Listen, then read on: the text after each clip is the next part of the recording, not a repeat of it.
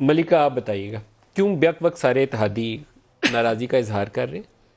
Nadeem I don't think کہ back وقت سارے اتحادی ناراضی کا اصرار کر رہے ہیں اس کے کون اوپر. سا اور نہیں کر جی ڈی اے کر رہی ہے، دیکھیں پی ایم ایل کاف کر رہی ہے، کل میٹنگ شیڈیولڈ ہے. دیکھیں ہمارے ساتھ وہ تو اتحادی ہیں، ہم نے ان سے ملاقات کرنی ہے، ان کی کنسرنس کو سننا تو ہے. کنسرنز ہی تو پوچھ رہا ہوں، بیک وقت کیوں ہوئے؟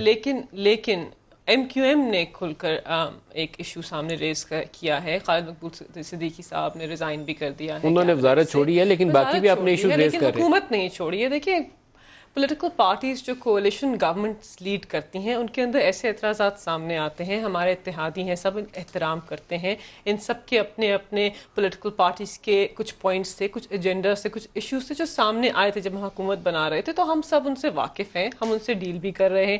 جہاں تک ایم کیو ایم کی بات ہے، اسد عمر صاحب نے ایک پریس کانفرنس کی، وہ وہاں گئے بھی. 162 ارب خود بتا رہی ہیں شازیہ بیوی کہ ہم نے جو ہے وہ دے دیے ہیں کراچی کی ترقیاتی منصوبوں کے لیے.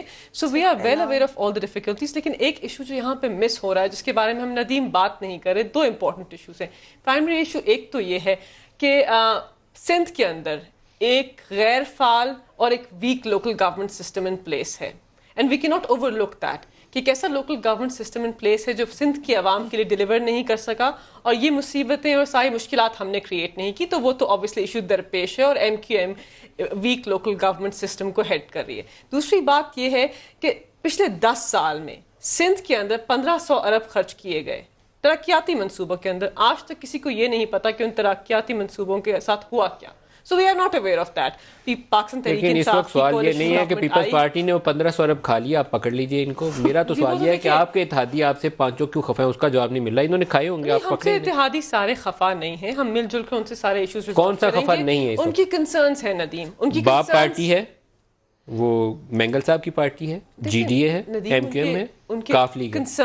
کنسرنس ہیں وہ کولیشن گورنمنٹس کے اندر ہوتے ہیں. دیکھیں آئیڈیالوجیکل ڈفرینسز نہیں ہیں، ایسے کوئی آئیڈیالوجیکل ڈفرینسز نہیں ہیں جو ریزالو نہ ہو سکے. پوائنٹ بائی پوائنٹ ایشوز ہیں جن کو ہم obviously ریزالو کریں گے. ہمارے اتحادی ہیں، ہمارے محسن ہیں، ہمارے دوست ہیں، ہم ان کا احترام کرتے ہیں، ان کے ساتھ مل کے سارے ایشوز ریزالو کریں گے.